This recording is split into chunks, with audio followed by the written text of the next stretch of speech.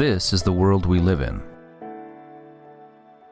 If we weren't surrounded by it every day, if we didn't take it for granted, we'd be dumbstruck by its very intricacy and brilliance.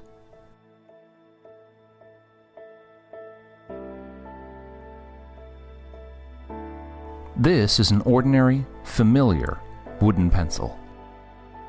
You might think a pencil is simple. Chances are you've been using one since before you could even read or write.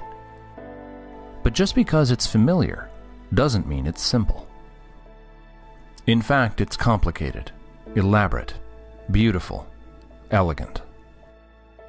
Its very existence is too improbable for any one person to truly comprehend. These are the basic materials that go into a pencil: graphite, cedar, metal, and rubber. But if you had all the elements of a pencil right in front of you, could you make a pencil? It's not as easy as you might think.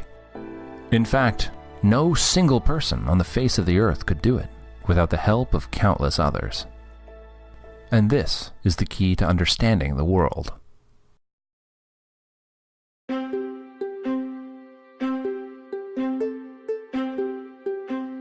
A pencil, just like you and me, is the end result of a vast and intricate family tree, a symphony of human activity that spans the globe. Through their work and knowledge, a vast number of people have had a hand in making this simple pencil. Unlike your family tree, this one begins with an actual tree. The most immediate ancestor of the pencil is a cedar tree in the Pacific Northwest. But the loggers who harvest the timber are also its ancestors. And these men don't work alone. They in turn are assisted by the people and industries that produce the saws, rope, and countless other tools that they use.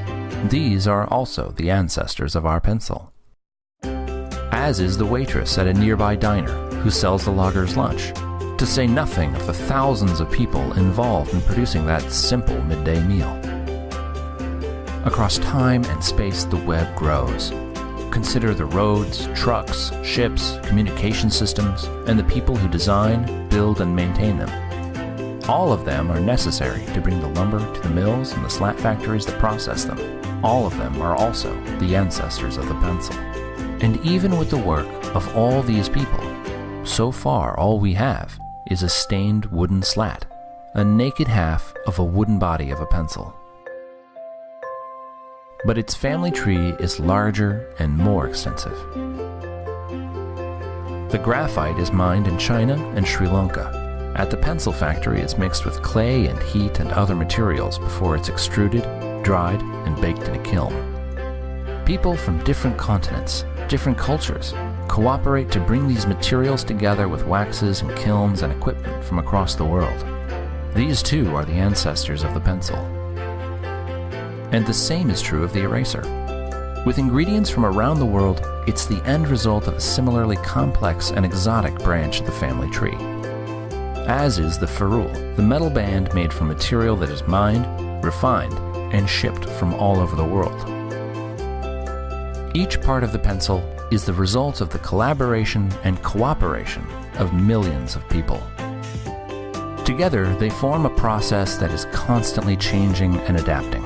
A change in the availability or cost of material from one place might make another source more desirable, and the process changes and adapts fluidly. And there is a fact that's still more astounding: the absence of a mastermind, of anyone dictating these countless actions which bring a pencil into being. Each member of this family tree supplies only a small amount of the necessary know-how needed to make a pencil. They do so voluntarily, not because they necessarily want pencils or like pencils, but because by working to create them, they exchange their labor and skills for the wages that let them buy what they want and need. What you're seeing is the market at work. The spontaneous configuration of creative human energies, of millions of people with their various skills and talents organizing voluntarily in response to human necessity and desire, as if led by an invisible hand to promote an end which was no part of the intention. Every second we are alive, we benefit from the products of voluntary, spontaneous cooperation. This is the modern world. It's miraculous, it's intricate, and it gets better every day, so long as people are free to interact with each other. If we can leave the creative energies of humankind uninhibited, there's no limit to what we can accomplish.